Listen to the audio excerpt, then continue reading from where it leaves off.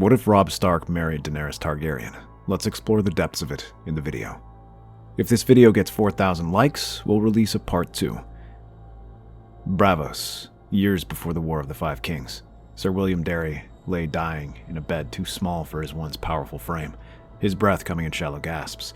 The sickness had taken root months ago, and now it consumed him like fire through dry timber. But it wasn't his own death that troubled him. It was the fate of the 2 silvered-haired children sleeping in the next room. By candlelight, he read the letter one more time, his hands trembling. The words were carefully measured, but genuine. Eddard Stark, the man whose best friend had overthrown House Targaryen, had responded to his secret plea.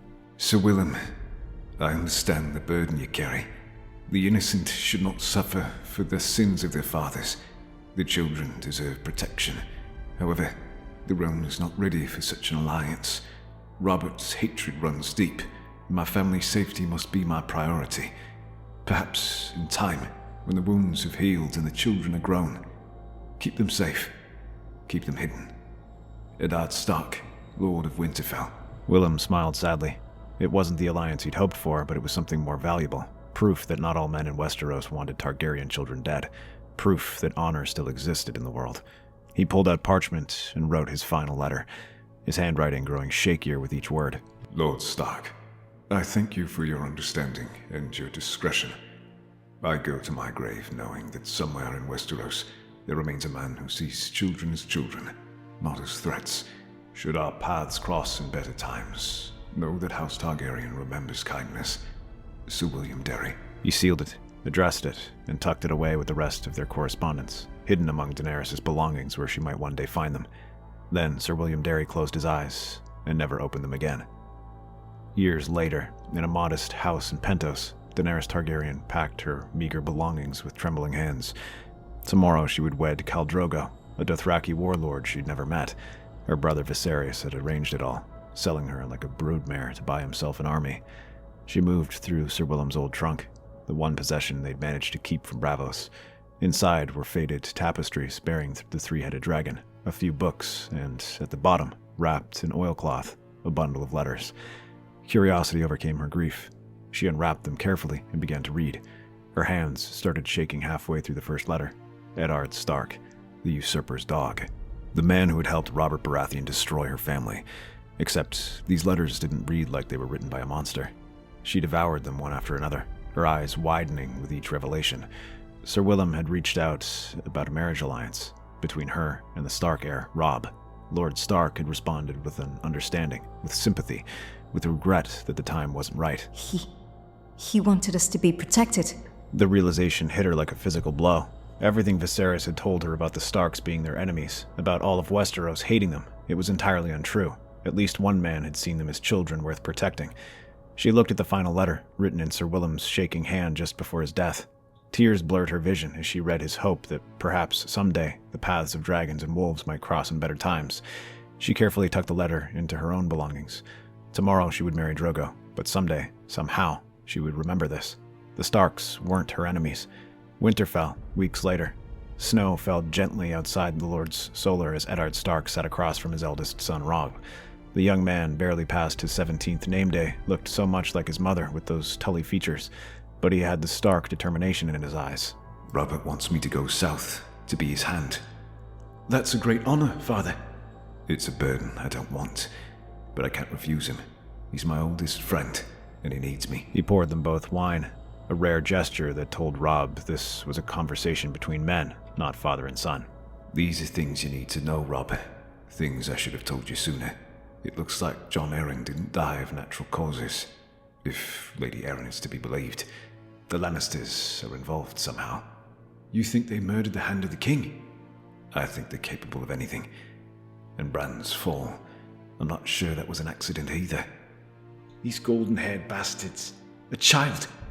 These are serious accusations, Father. I have a bad feeling about this, son. My family doesn't fare well in the south.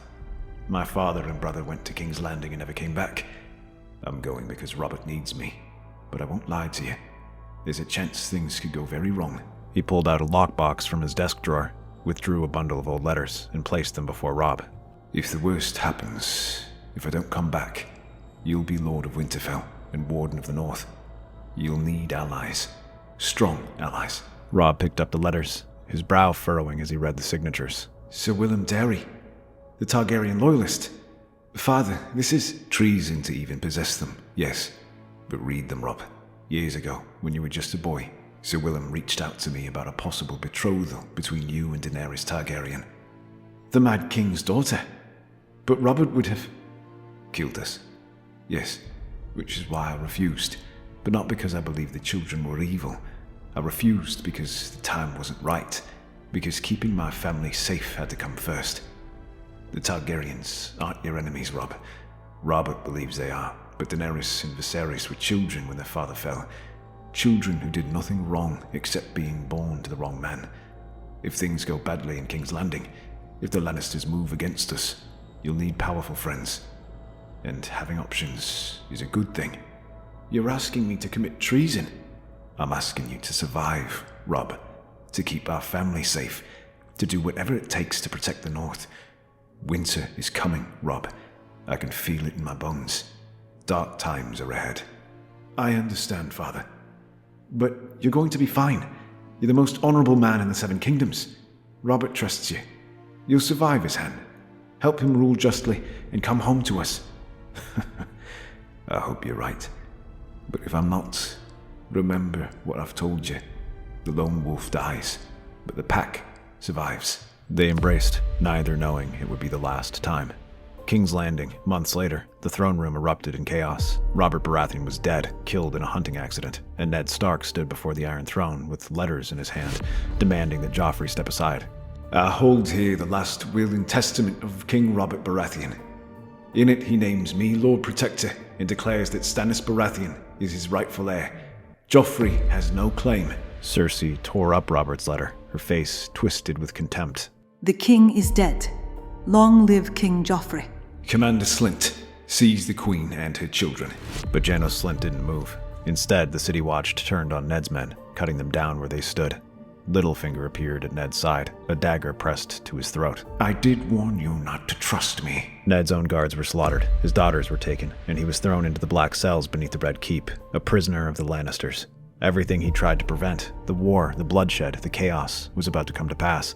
At Winterfell, Robb Stark stood in the Godswood when the Raven arrived. Master Luwin rushed in, his face grave. My lord, your father has been arrested, charged with treason against the crown. Robb's mind raced. His father was a prisoner. Sansa and Arya were hostages. The Lannisters had made their move. Arrested? On what grounds? The letter says he plotted to steal the throne from the King Joffrey. He's imprisoned in King's Landing. Call the banners, Maester. All of them. My lord, Perhaps we should call the banners. We march south.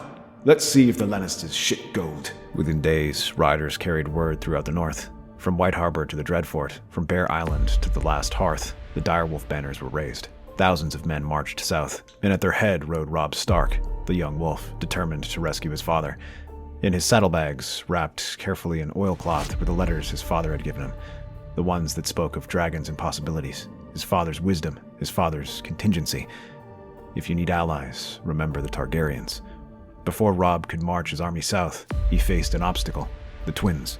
Walder Frey's castle straddled the Green Fork, and there was no way to cross without his permission. The decision was instant, confidence brewing from the young wolf. Perhaps his father's doing with their last conversation. I shall meet with Lord Frey myself. Great John, Uncle, you're with me. Assemble our best men, just in case old Walder doesn't see reason. Blackfish bowed, and the Great John let out a chuckle.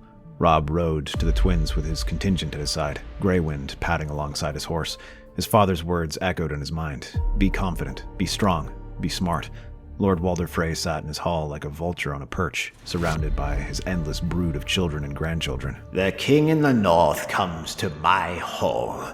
Or should I say the boy who thinks he's a king. I seem to recall the Starks and Tullys usually have more important people to visit. But now you need old Walder, don't you? Lord Frey, I need to cross the twins. My father is a prisoner of the Lannisters. Every moment we delay is another moment he's in danger. I'm asking you to honor your oath to House Tully and let my army pass. Oaths, oaths. Everyone wants me to honor oaths. But what do the Freys get? We're always the last ones invited to the feast. The ones to get the good marriages. The last one to get the good marriages. Tell me, boy, Why should I risk my neck for you? The Great John shifted forward, his hand on his weapon, but Robb raised a hand to stop him. His father had taught him that negotiations required patience. Because you swore an oath. Because your honor demands it. And because I remember what my father taught me. A man who breaks his word is worth nothing. Pretty words. But honor doesn't keep my castles standing. Honor doesn't make my children lords and ladies. I need something real. Something that shows the Starks actually value House Frey. What do you want? A marriage. I have daughters, granddaughters, great-granddaughters. You marry one of mine, and I'll let your army cross. That's my price. Robb felt the confidence his father had instilled in him, the knowledge that he had options, that he didn't need to give away everything to secure this crossing. I can't marry a Frey. Can't or won't, because from where I sit, boy, you need me more than I need you. I won't marry a Frey because my father was in discussions with another house before his arrest. Discussions about an alliance that could change everything, but I can offer you something better than my hand. And what is that? My brothers, my uncle Edmure, heir to Riverrun. You'll have marriage pacts with future lords of the North and the Riverlands. Your house will be tied to 2 great houses of the realm. That's worth more than one marriage, Lord Frey. That's a legacy. Your brother Bran is a cripple. No much use there. My brother Rickon, then. He's young, healthy, and he'll be shaped by whomever he marries. As for Edmure, he's a proven knight and the heir to one of the most powerful seats in the realm. And what guarantees do I have that you'll honor these promises once you've crossed? The word of House Stark. We've ruled the North for thousands of years by keeping our promises, and I'm offering you a place in the New Order, Lord Frey. Take it, or spend the rest of your life watching the realm change without you. The silence stretched. Finally, Frey's mouth twisted into something approximating a smile. You've got stones, boy. I'll give you that. Very well. Marriage pacts for Edmure and young Rickon. Written and sealed. And when you win this war of yours, I want it known that House Frey stood with the king in the north when others didn't. Done. You have my word. They sealed the agreement with clasped hands, and Robb's army crossed the Twins. As they marched south, the Great John clapped him on the shoulder. Well played, Your Grace. Your father would be proud. Let's hope we can rescue him before the Lannisters do something stupid. Under cover of night, Robb Stark's forces surrounded the Lannister camp in the Whispering Wood. Scouts had reported that Jaime Lannister himself commanded this force, one of the greatest knights in the Seven Kingdom, and more importantly, a valuable hostage. Robb's plan was simple but brilliant. Use a small force to draw Jaime out while the main army surrounded them. His father had taught him that battles were won with strategy, not just courage. Greywind led the charge, the direwolf tearing into the Lannister scouts before they could raise the alarm. The northern forces crashed into the camp like an avalanche. It was a perfect ambush. The Lannisters, caught unprepared without their army, fell by the dozens. Robb fought at the front, his sword rising and falling, his tactical mind already 3 moves ahead. Through the chaos, he saw him, Jaime Lannister, the golden-haired knight fighting his way toward a horse, cutting down Northmen with practiced ease. Come on then, boy. Let's see if Stark's whelp has any bite. They clashed in the center of the carnage, steel ringing against steel. Jaime was experienced, skilled, one of the finest swordsmen alive. But Robb was younger, fueled by determination, and had Greywind snarling at Jaime's heels. The direwolf struck, hamstringing one of Jaime's guards. In that moment of distraction, Robb's pummel caught Jaime across the temple. The Kingslayer went down hard. We've got him. The Kingslayer is ours. They bound Jaime in chains as the last of the Lannister forces either fled or surrendered. Robb stood over his prize, breathing hard, blood on his sword and hope in his heart. Send a raven to King's Landing. Tell them we have Jaime Lannister. Tell them we're willing to trade him for my father. A bold move, Your Grace. But what if they refuse? Then we'll march on King's Landing itself, but they won't refuse. Jaime's their best commander, and Cersei's brother. They'll make the trade. That night, around the campfires, his men celebrated their first major victory. They'd captured the legendary Jaime Lannister without losing more than a handful of men. The young direwolf had proven himself in his first real battle. Robb sat in his tent, writing the ransom demand himself. His father would be free soon. They'd trade Jaime for Ned, and then they could expose the Lannisters' treachery properly, with evidence and eyewitnesses. Everything was falling into place. The Raven arrived 3 days later. Robert Glover's hands shook as he handed Robb the message. The young king's face was still flushed with victory, still confident from capturing Jaime Lannister. He read the letter once, twice, 3 times, as if reading it again might change the words. Eddard Stark, convicted traitor, was executed on the steps of the Great Sept of Baelor by order of His Grace King Joffrey Baratheon. His head has been placed on a spike as a warning to all who would commit treason against the crown. The parchment fell from Robb's fingers. His face went white, then red, then back to white. His hands began to shake. Your Grace, what does it say? Robb couldn't speak. His throat had closed. His chest felt like it was being crushed by an invisible weight. He'd been so close to saving his father, and now... Catelyn entered the tent, took one look at her son's face, and knew immediately. No. Oh, gods, no. Robb finally found his voice, and when he spoke, it was barely a whisper. They killed him.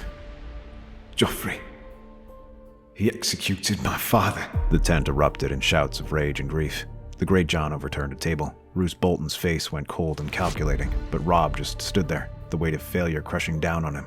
He'd captured Jaime Lannister. He'd won his first battle. He'd done everything right, and his father was still dead. Catelyn moved to him, pulling him into an embrace he finally broke. The young wolf wept for his father, for his failure, for everything that had been lost. When his tears finally stopped, something had changed in Robb Stark's eyes.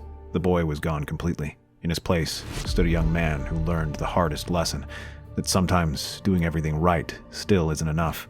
Bring me Jaime Lannister. Now. They dragged the Kingslayer into the tent in chains. Jaime's face was bruised from capture. Come to gloat about your victory, Lord Stark. Your nephew murdered my father. Cut off his head on the steps of the Great Sept. Tell me why I shouldn't do the same to you right now. The smirk faded. Jaime's face went serious. Joffrey is a fool. A cruel, stupid boy who should never have been given power. Your father was a good man. An honorable fool, but a good man. He didn't deserve that. Robb punched the Kingslayer straight across the face, channeling all the anger pent up from the situation. You're not sorry. You're not sorry for any of it. I'm sorry your father is dead. But I'm not sorry for protecting my family, just as you protect yours. Robb's hands went to his sword, and for a moment everyone thought he would strike. But then he stopped, took a breath, and stepped back. You're worth more to me alive. For now, take him back to his cage. After everything cooled down, Robb went back to his tent to ponder his next move, to come to terms with what had just happened. The Red Waste lived up to its name. Daenerys Targaryen walked through a landscape of death, her small Khalasar dying around her. Khal Drogo was gone, taken by infection and dark magic. Her son was gone, stillborn and twisted. Everything she'd loved had turned to ash. Everything except the 3 eggs Illyrio had given her as a wedding gift. On the funeral pyre, as Drogo's body burned and Miri Maz Dur screamed her curses, Daenerys walked into the flames. She heard Ser Jorah shouting, felt the heat that should have consumed her, and let it wash over her like a baptism. When dawn broke, the fires died. She stood unburnt amid the ashes, and coiled around her were 3 dragons, living, breathing, impossible dragons. Her people knelt. Drogo, black as midnight, nuzzled against her shoulder. Rhaegal, green and bronze, hissed in the morning sun. And Viserion, cream and gold, wrapped himself around her leg like a cat. They crossed the Red Waste, losing more people every day, until finally they reached Qarth, the greatest city that ever was or will be. But Qarth proved to be as beautiful as it was useless. The merchants and warlocks made promises but delivered nothing. They wanted her dragons, wanted to control her, wanted everything except to actually help her claim her birthright. In her chambers one night, as Drogon slept nearby, Daenerys pulled out the letters again. She'd read them 100 times since Drogo's death, finding comfort in the knowledge that somewhere in Westeros, someone had once cared about her fate. Needing an army for her eventual conquest, Daenerys set out for Astapor, the Red City, where the Unsullied were trained, the only place such an army was acquirable. While there, Ser Barristan Selmy approached from the crowd. He knelt before her. Your Grace, I am Barristan Selmy, once Lord Commander of the Kingsguard. I served your father, though I failed to save him. If you'll have me, I offer my sword to you now. Rise, Ser Barristan. I am honored by your service. Tell me, you know Westeros. What news can you bring to me? The realm is in chaos, Your Grace. Robert Baratheon is dead. Eddard Stark was executed by King Joffrey. The North has risen in rebellion under Stark's son. Her heart ached at that confirmation. Ned Stark, the man who had shown kindness to a Targaryen in secret, was truly gone. But she had other things to focus on at the moment. Her army. She walked through the Plaza of Pride. watching the slave soldiers march in perfect formation. She knew she'd found her army. Krasnus Monaklos, the slaver, sneered at her in Valyrian, thinking she couldn't understand. Tell the Westerosi whore that the Unsullied are not for sale to beggars with empty purses. His translator, Missandei, softened the words. Master Krasnus asks what you offer in trade for his Unsullied. Daenerys smiled coldly, understanding every word of Valyrian the fool had spoken. I offer a dragon. The translator gasped. Ser Jorah and Ser Selmy urged her to reconsider. Krasnus' eyes lit with greed as he accepted. Daenerys stood before 8,000 Unsullied, the greatest army gold could buy, except she hadn't paid in gold. The dragon flew above the slave trader, hissing at Krasnus as the slaver held the dragon's chain. This beast is mine. Tell the savage to take the whip and leave my city. Missandei translated, but Daenerys was already moving. She took the whip from Krasnus' hand, the symbol of command over the Unsullied. Then she spoke in perfect High Valyrian, her voice carrying across the plaza. Unsullied, kill the masters. They move as one. Krasnus' face went white as he realized she understood every insult he'd ever spoken. You cannot do this. The dragon is mine. A dragon is not a slave. Dracarys. Fire consumed Krasnus Monaklos. As he burned, screaming, Daenerys addressed her new army. You have been slaves all your lives. Today you are free. Any man who wishes to leave may do so with no harm, but those who stay will serve not as slaves, but as free men. Will you march with me? 8,000 spears struck the ground in unison, their answer. After all was said and done, Daenerys turned to her advisors, Ser Jorah and Ser Barristan Selmy. Tell me about Robb Stark. Young, but capable. He's won every battle he's fought against the Lannisters. His men call him the Young Wolf, but his future is uncertain. Stannis and Renly Baratheon both claim the throne as well. Without allies, he can't win. A plan crystallized in Daenerys' mind, built on Ned's kindness and her own need for justice. Then we'll give him allies. Ser Barristan, Ser Jorah, I need you to compose a letter to Robb Stark, King in the North. Your Grace, what are you proposing? I'm proposing we help each other. He needs dragons and armies. I need legitimacy and support in Westeros. Together, we can give the Lannisters what they deserve and take back what is rightfully mine.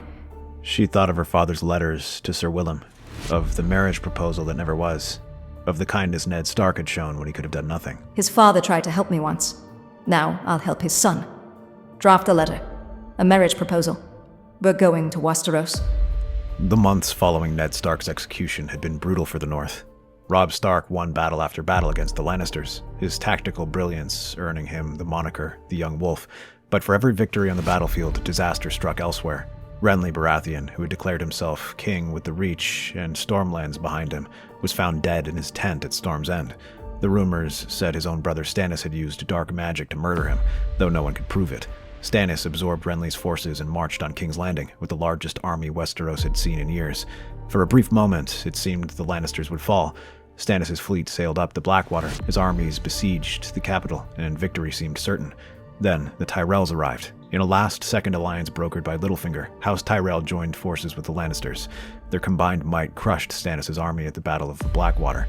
The would-be king fled back to Dragonstone, his fleet shattered, his dreams of the Iron Throne in ruins. The Lannister-Tyrell alliance was sealed with a marriage pact. Joffrey would wed Margaery Tyrell, binding the Reach to the crown. Their position became unassailable, their power absolute, and in the north, things grew worse. Theon Greyjoy, Robb's childhood friend, his father's ward, betrayed him. The Ironborn set fire to the northern coast, raiding and pillaging with impunity. Worst of all, Theon took Winterfell itself, and word came that Bran and Rickon Stark were dead, murdered by the Kraken who'd once called them brothers. Then Catelyn Stark, grief-stricken and desperate to save her daughters, committed an unforgivable act. She released Jaime Lannister, the North's most valuable hostage, in exchange for a promise that Sansa and Arya would be returned. Robb's bannermen began to grumble. Lord Karstark raged that his sons had died capturing the Kingslayer, only for Catelyn to throw away their sacrifice. The other lords whispered that perhaps the young wolf wasn't so brilliant after all. Perhaps they'd made a mistake in declaring him king. Robb Stark sat in his command tent in the Westerlands, surrounded by maps and reports, and felt the weight of impending defeat crushing down on him. He'd won every battle, but he was losing the war. The War Council gathered in intense silence. Robb looked around the assembled lords, the Great John, Roose Bolton, Rickard Karstark, and his uncle Edmure Tully. Speak plainly. What's the situation? Roose Bolton, ever pragmatic, delivered the news in his quiet, unsettling voice. The Lannister-Tyrell alliance controls the Crownlands, the Reach, and effectively the Stormlands now that Stannis is broken. We hold the North and the Riverlands, but the Ironborn raid our coasts and hold Winterfell. We're surrounded, outnumbered, and losing support. And whose fault is that? Your mother freed our best hostage. My sons died for nothing. Lord Stark, I've told you. You've told me you handled it, but your mother still breathes while my sons rot in the ground. The Greatjon stood, his massive frame intimidating even seated lords. Enough! We're here to find solutions, not point fingers. What solutions are there? The Tyrells have thrown in their lot with the Lannisters. Stannis is defeated. We can't fight the entire South alone. Robb stared at the map of Westeros, his mind racing through possibilities, when his squire burst into the tent, his face flushed with exertion and excitement. Your Grace, forgive the interruption, but a ship has arrived at White Harbor. The captain carried an urgent message. From whom? From across the narrow sea, Your Grace. From Daenerys Targaryen. The tent went completely silent. Every eye turned to Robb as he took the letter with steady hands. He broke the seal and began to read, his expression shifting from surprise to disbelief, to something that had looked almost like hope. When he finished, he looked up at his bannerman. She's alive. Daenerys Targaryen is alive. The Targaryen girl. I thought she married some Dothraki savage and disappeared into the waste. She did. Her husband died, but she survived. And she has dragons. Dragons? Real dragons? Not just some legend. 3 of them. And an army of 8,000 unsullied. She's offering an alliance. What kind of alliance? A marriage alliance. She'll bring her dragons and armies to Westeros. We'll fight the Lannisters together. And when we win, we rule the 7 kingdoms as king and queen. The tent erupted in arguments. Some lords shouted their approval, others their horror. Karstark's face turned purple with rage. You'd marry the Mad King's daughter? Robert Baratheon overthrew that family for good reason. Robert Baratheon is dead. His son murdered my father. And the Mad King's daughter is offering us the only path to victory I can see. He pulled out his father's letters, the ones he'd carried since Winterfell, and spread them on the table. My father believed the Targaryens weren't our enemies. Years ago, he was contacted about a betrothal between me and Daenerys. He couldn't accept then because Robert would have killed us all. But he never said she was evil. He never said she was mad. The Greatjon studied the letters, his weathered face thoughtful. Your father was the most honorable man in the 7 kingdoms. If Ned Stark thought the Dragon Girl was worth protecting, that means something. But we know nothing about her. She could be as mad as her father. Or she could be our salvation. Look at our situation, Uncle. The Tyrells have sided with the Lannisters. Stannis is broken. The Ironborn hold Winterfell. My mother has lost her best hostage. We're alone, surrounded, and losing support and morale across the camp. This alliance gives us dragons. Actual dragons. She gives us 8,000 professionally trained soldiers. It gives us legitimacy as liberators rather than rebels. Most importantly, it gives us a chance to win a war we're currently losing and get revenge for my father. And if she betrays us, if this is some Targaryen scheme, then we'll be no worse off than we are now. But I don't think she will. Her guardian wrote to my father seeking protection for her when she was a child. My father responded with kindness. Now she's repaying that debt. That speaks to her character. I say we accept. The North needs allies, and if the old gods see fit to send us dragons, who are we to refuse? One by one, the other lords voiced their agreement. Even Karstark, though he did so with obvious reluctance and anger still burning in his eyes. Then it is settled. Compose my reply. Tell Daenerys Targaryen that the North accepts her offer with gratitude and honor. Tell her that winter is coming, and we'll face it together. The wolf and the dragon. Ice and fire united at last. As the squire left to write the letter, Robb looked down at his father's old correspondence and whispered so quietly only Greatjon could hear. Thank you, Father. Even in death, you're still saving us. His bannermen watched him expectantly, waiting to see what their young king would do next. We've been focused on the Lannisters while our own home burns. That changes now. We're changing tactics. He moved to the map, pointing out their positions. We hold our lines in the Westerlands and the Riverlands. Roose, you'll command the holding forces here. Keep the Lannisters contained, but don't overextend. We can't afford more losses. And you, Your Grace? I'll take the main force north. We're driving the Kraken from our lands. First Winterfell, then Deepwood Motte. Then every god's damned rock and the Ironborn have stolen from us. The change in his demeanor was palpable. For weeks, his men had watched him struggle, seen him lose ground politically, even as he won battles. But now, with dragons coming and a clear objective, something had shifted. The Great John grinned broadly. Now that's the young wolf I know. Finally, we'll stop reacting and start acting. What about my revenge? What about Jaime Lannister? You'll have it, Lord Karstark. Once the north is secure, once we have dragons at our side, we'll march south and burn the Lannisters from their castles. But first, we save our home. Are we agreed? One by one, his bannermen voiced their approval. The promise of dragons and a clear path had restored something that had been slipping away. Their faith in their king. The army marched north with purpose, and within a fortnight they stood before the walls of Winterfell. Robb rode forward under a white flag, his voice carrying across the field. Ironborn, you hold my castle. You've raided my lands. You've murdered my people. But I'm prepared to offer terms. Give me Theon Greyjoy. Surrender the castle peacefully, and I'll grant you safe passage from this castle. But there was no answer. Not a soul in Winterfell, it seemed. Robb stormed the castle, and as they thought, there was no resistance. As they opened the gates, they saw a man with a black hood over his head, knocked out on the ground. Theon Greyjoy. Theon knelt in the godswood of Winterfell, the heart tree's carved face watching impassively. Robb stood before him while his bannermen formed a circle around them. Their eyes met. Theon's face went white. Robb, don't say a word. Where are my brother's bodies? They were alive, I swear. I didn't kill them. I burned 2 farm boys' bodies instead. I never... Robb grabbed him by the throat and slammed him against the wall. Then at least you didn't add kinslaying to your crimes. Small mercy. You lied to me, betrayed me, took my home, and you expect mercy. I'm sorry. I made a mistake. I was trying to prove myself to my father. Your father? Ned Stark was more of a father to you than Balon Greyjoy ever was. You're right. I was stupid, Robb. I don't even know who I am anymore. You betrayed my family, Theon. The family that raised you, that loved you, that treated you as one of their own. You took our home. You terrorized our people. You made us believe our brothers were dead.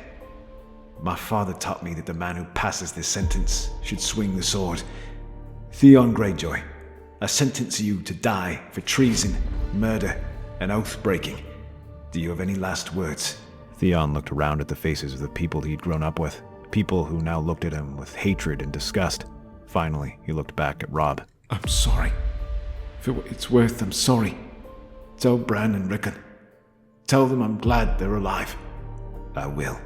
The blade fell swift and clean. Theon Greyjoy's head rolled across the Broadwood's ancient stones, and with it died the boy who tried to be something he never was. The search for Bran and Rickon took 3 days. They were found hiding in the crypts, protected by Osha the Wildling woman, Hodor, and the Reed siblings, Mira and Jojen, who had arrived from the Neck to help. The reunion was emotional and tearful. Catelyn held her sons as if she'd never let go, while Robb knelt before Bran, taking his brother's hands in his. I thought you were dead. I thought I'd failed you. You didn't fail us. You came back. You saved us. Rickon threw himself at Robb, sobbing into his older brother's shoulder. For a moment, the young wolf let himself be just a brother again, holding his family close. But the moment couldn't last. Robb stood, his expression hardening as he turned to his mother. Mother, you'll remain here at Winterfell with Bran and Rickon. Robb, I want to march with you. You released Jaime Lannister. You betrayed my trust and cost us the most valuable hostage. The only reason you're not in chains yourself is because you're my mother. But I can't have you in my war council. Not anymore. I did it for your sisters. I know why you did it. And I understand. But understanding doesn't mean I can trust you again. Not again. Perhaps not ever. Take care of my brothers. Keep them safe. That's how you can help me now. He turned and left the hall, and Catelyn felt the weight of her mistake crushing down on her. With Winterfell secure and his brother safe, Robb turned his attention to the remaining Ironborn threat. Deepwood Motte, ancestral seat of House Glover, was still held by Asha Greyjoy and her raiders. Robb sent ravens to coordinate with Daenerys, proposing a joint assault. Her reply came swiftly. She would meet him at Deepwood Motte with her full forces. The Northern Army marched west, and as they neared the Glover lands, scouts reported ships on the horizon.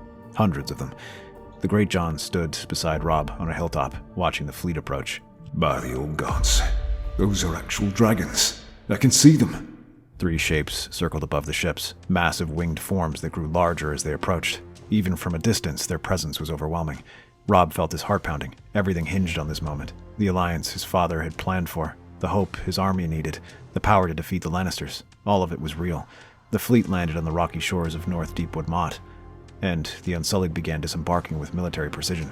8,000 soldiers in perfect formation, their discipline evident in every movement. Then a small boat came ashore, and from it stepped a young woman with silver gold hair, wearing armor marked with the three-headed dragon. Behind her landed Drogon, the largest of her dragons, his black scales gleaming like obsidian. Robb rode forward with a small honor guard, the Greatjon, Small John Umber, and a dozen picked men. Greywind padded beside his horse, the direwolf's ears locked on the newcomers. They met on neutral ground between the armies. Robb dismounted, and Daenerys walked forward to meet them. For a moment, they simply studied each other. Robb saw a young woman barely older than himself, beautiful but scarred by hardship, with violet eyes that held both kindness and steel. Daenerys saw a tall young man with auburn hair and blue eyes, carrying himself with natural authority despite his youth. Daenerys Targaryen, welcome to the North. Robb Stark, thank you for trusting in your father's wisdom. An awkward silence fell. Then Greywind approached Daenerys slowly, sniffing cautiously. To everyone's surprise, the direwolf sat down and allowed her to touch his head. He's beautiful. I've always had a way with beasts. Greywind doesn't trust easily. You've made a good first impression. I've found the letters, you know, after Sir Willem died. I couldn't believe that Ned Stark, the man I'd been taught to hate, had shown my guardian such kindness. My father judged people by their actions, not their bloodlines. He would have liked you, I think. I wish I could have known him. The letters painted him as a rare man in a world of opportunists. The Lannisters murdered him, cut off his head, and mounted it on a spike for the crows. Then we'll give him justice. Together. She turned and gestured to her forces, the Unsullied standing in perfect ranks, the Dothraki Bloodriders, Sir Barristan and Sir Jorah on horseback, and overhead, 3 dragons circling like gods of old. You wanted dragons, Your Grace. I've brought you 3. Now show me how we're going to use them.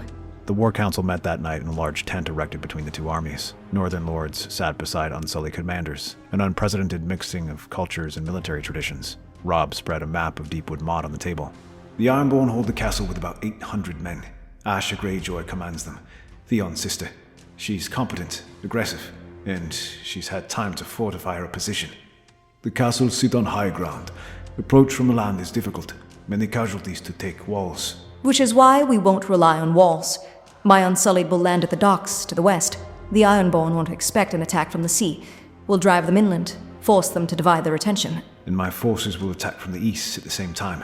We'll have them trapped between 2 armies. And the dragons, Your Grace. Drogon will ensure their wooden fortifications don't provide much protection. One breath of dragonfire, and those walls will become kindling. The Greatjon slammed his fist on the table enthusiastically. I like this, Your Grace. She thinks like a northerner. What about the prisoners? Any who surrender will be spared. We're not here to slaughter them. We're here to drive them from the north. But any who fight to the death will get their wish. Dawn broke, gray and cold, over Deepwood Motte. Little did they know Asha Greyjoy had already left, knowing she could not hold the structure outright. Without her leadership, the Ironborn had grown complacent. Weeks without attack had made them lazy. Then a sentry shouted, pointing toward the sea. Ships, dozens of them. Before the Ironborn raiders could fully mobilize, the Unsullied were already moving up the paths from the beach. Grey Worm led the charge, his warriors advancing in a pseudo-formation, shields locked, spears bristling like porcupine. The Ironborn rushed to meet them, axes and swords raised. They crashed into the Unsullied like a wave against a cliff, and broke. The Unsullied fought with mechanical precision, each man protecting his brothers, spears thrusting in rhythm. The Ironborn were fierce fighters, but they were disorganized, undisciplined. Against professional soldiers, they did not stand a chance. Then the sky darkened. Drogon descended from the clouds, his massive form blotting out the morning sun. The dragon opened his jaws, and fire erupted forth in a torrent of destruction. The wooden palisades exploded into flames. Ironborn screamed, throwing down their weapons and running. The Ironborn watched in horror as their defenses were incinerated in seconds. Retreat to the keep! Fall back! But there was nowhere to fall back to. From the eastern side, the northern army crashed into the castle. The Greatjon led the charge, his massive form wielding a sword as tall as most men. He carved through the Ironborn like a farmer through wheat. For Winterfell! For the north! Greywind tore into the defenders alongside his pack of direwolves, Summer and Shaggy Dog. The wolves were nightmare made flesh, their jaws finding throats and legs with brutal efficiency. Robb fought his way through the chaos, his sword rising and falling. He saw the Ironborn commander trying to organize a last stand near the keep and redirect his forces to surround him. Within 2 hours, it was over. The Ironborn were dead, captured, or surrendered. As the Ironborn dead were dealt with, Daenerys found Robb standing in the great hall of Deepwood Motte. The Glover banners were being raised once more. The castle returned to its rightful lords. Your first battle commanding dragons. How do you feel? Powerful. Terrified. The dragons they're more devastating than I imagined. One dragon did more damage in minutes than my army could do in hours. Now imagine what 3 dragons can do to King's Landing, to Casterly Rock, to every Lannister stronghold in Westeros.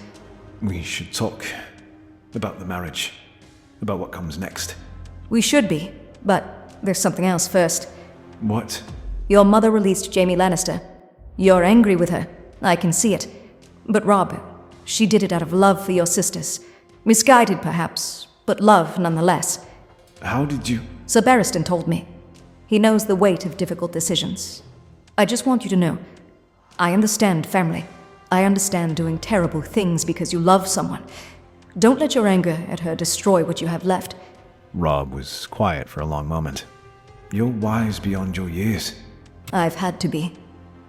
Now, about this marriage. Shall we make it official?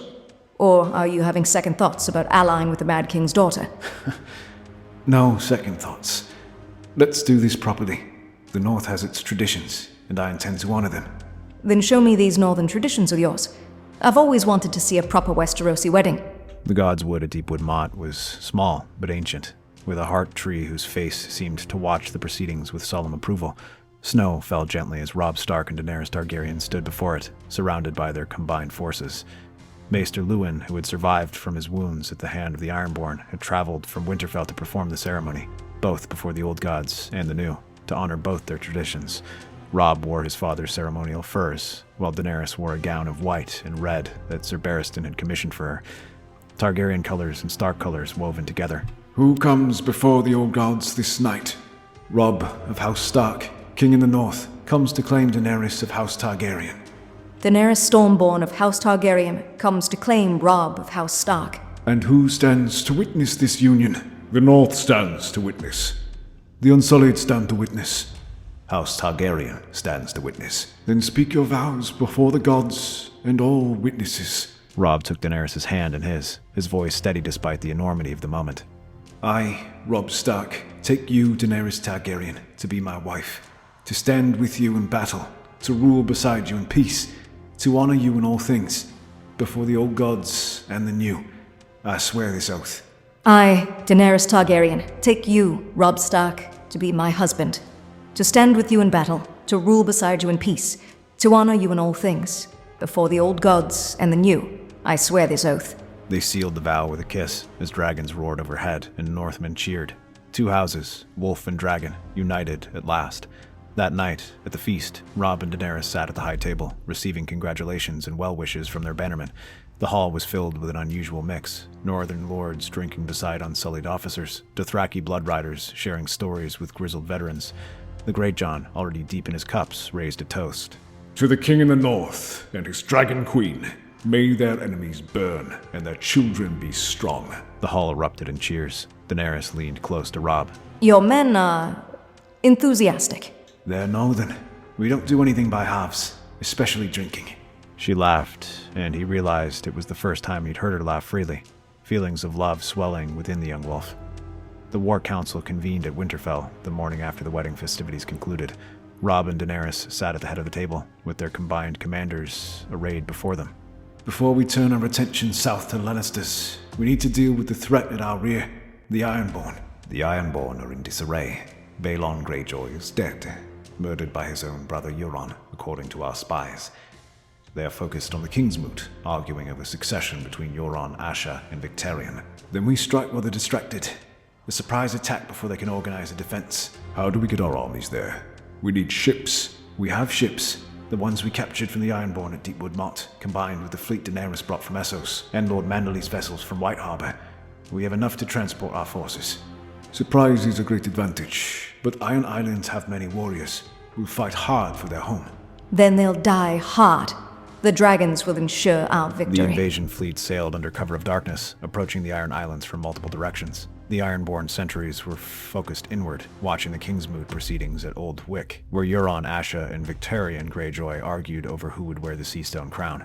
When the alarm finally sounded, it was already too late. The Unsullied landed at Pike's Harbor in perfect formation, their disciplined ranks crushing the disorganized Ironborn defenders who scrambled to mount a defense. Northern forces hit Harlaw and Great Wick simultaneously, spreading the Ironborn too thin to mount effective resistance. And then the dragons came. Drogon, Rhaegal, and Viserion descended on Old Wick like the wrath of ancient gods themselves. The longships in the harbor erupted in flames, centuries-old vessels reduced to ash in moments. The crude wooden fortifications burned like kindling. Ironborn warriors who prided themselves on their fearlessness broke and ran screaming from the firestorm.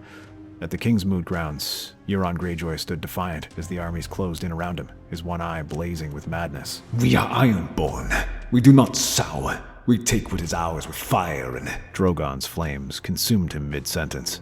Euron Greyjoy, the Crow's Eye, died screaming, his body nothing but ash before it hit the ground. Victarion Greyjoy attempted to rally a defense at Pike's Castle, organizing the Ironborn into shield walls, but Greywind led a pack of direwolves through the defenders like death incarnate. The Iron Captain fell with wolves' jaws around his throat, his brother's blood on his lips. Asha Greyjoy, seeing the hopelessness of resistance and the fate of her uncles, threw down her axe and knelt, her crew following her lead. By sunset, the Iron Islands had fallen. The surviving Ironborn lords were brought before Robb and Daenerys in chains, forced to kneel on the blood-soaked stones of Pike's courtyard. You've raided the North for generations, murdered our people, stole our children, burned our villages. Today that ends forever. One of the lords, Lord Harlaw, spat at Robb's feet defiantly. Kill us then, Wolfpup. We'll die as we lived. Free men who bow to no king. Daenerys stood, Drogon landing behind her, with an earth-shaking thud that cracked the courtyard stones. As you wish, Dracarys. The dragon fire consumed them all in seconds. A dozen Ironborn lords reduced to ash and charred bone. The surviving captains and reavers watched in absolute horror, then quickly bent the knee, their defiance evaporating like morning mist. Robb turned to Waymond Manderly, who commanded the White Harbor fleet during the invasion with distinction. Lord Manderly, the Iron Islands need a new warden. Someone who understands the sea, who can be firm but fair, and who has the strength to keep the Ironborn in line.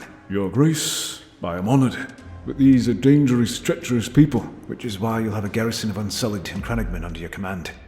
The Unsullied will maintain order, and the Crannogmen know how to move unseen.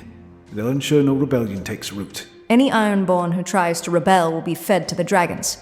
Make that very clear to them. It shall be done, Your Graces. The Iron Islands will serve the crown faithfully, or they'll sink between the waves. The captured Ironborn ships, hundreds of longships and war galleys, were seized for use in the coming campaign against the Lannisters. The Kraken banners were torn down and burned, replaced by the direwolf and three-headed dragon. The Iron Islands, terror of the northern seas for thousands of years, had been conquered in a single day.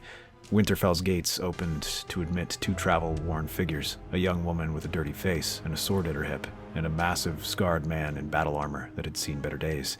The guards recognized them immediately and rushed forward. Lady Arya! She's alive! Lady Arya has returned! Arya Stark walked into the courtyard she'd thought she'd never see again, and her family came rushing out. Catelyn screamed her daughter's name, her voice cracking with joy and disbelief. Bran and Rickon rolled and ran forward. Even Robb, the king in the north, abandoned all dignity and sprinted across the courtyard to embrace his little sister. Robb! I heard tavern tales about you marrying a dragon queen, and I thought I was hearing drunk sailor stories.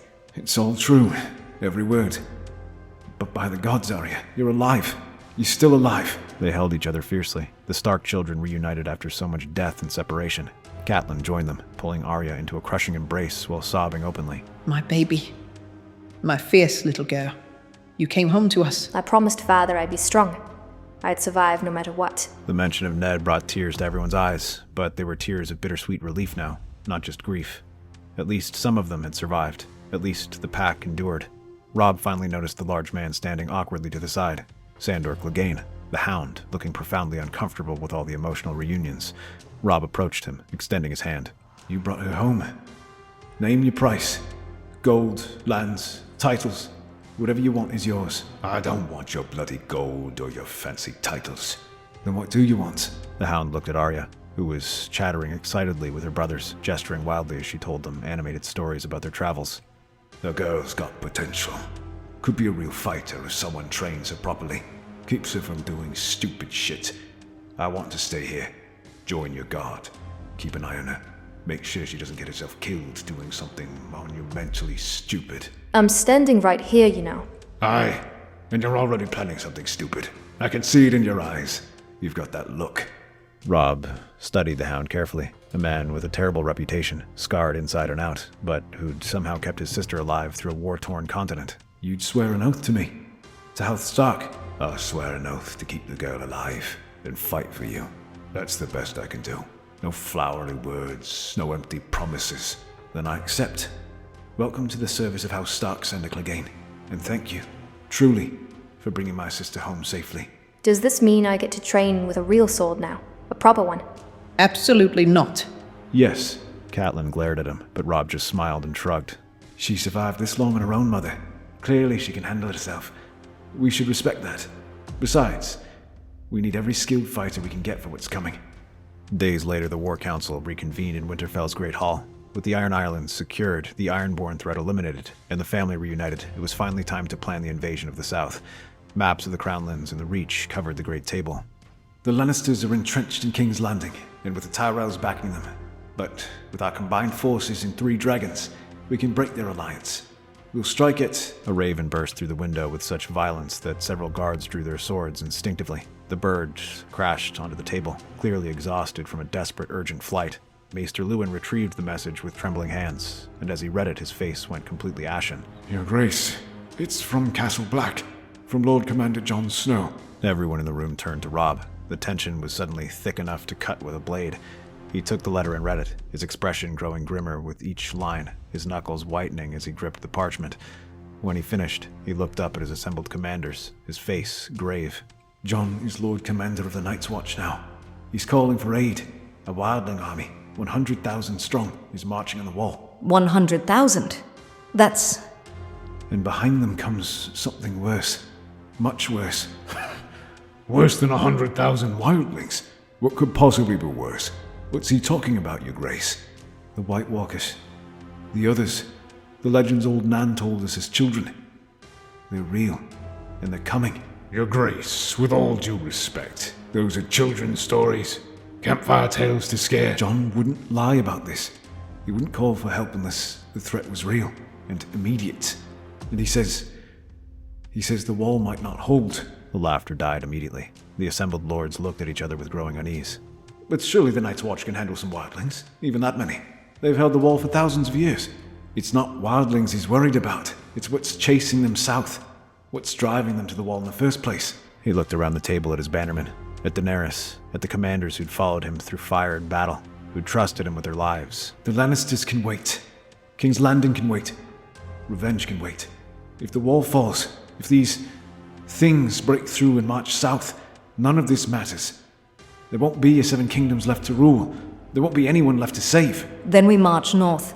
All of us. Every soldier. Every dragon. We face this threat together. Your Graces, with respect, we've just conquered the Iron Islands. Our armies are positioned perfectly to strike south while the Lannisters are unprepared and weakened. If we delay now... If we delay, my brother and the Night's Watch die. And whatever's coming from beyond the wall, these White Walkers, these others, they march south completely unopposed. Do you understand what that means, Lord Bolton? He looked at the letter again, his voice barely above a whisper as he read Jon's final words aloud. Brother, I don't know if we can hold them, but we'll die trying. Come quickly. Winter has come. The hall fell into absolute silence. Even the crackle of the hearth seemed muted. Ready the armies. Send riders to every corner of the north, every man who can hold a weapon. We march for Castle Black at first light tomorrow. And the dragons will fly ahead as scouts. If these White Walkers are truly real, they're about to learn what dragon fire can do to ice. The hall erupted into organized chaos. Orders shouted, supplies frantically gathered, forces mobilized with desperate urgency. The war for the Iron Throne was being put on indefinite hold, because something older and far more dangerous than any Lannister was coming from the frozen north, and it brought the long night with it. That's our theory. Westeros is a land full of exciting stories and possibilities, and we love exploring them. If you'd like to join us on this journey across the 7 Kingdoms and beyond, then please like, share, and subscribe to our channel.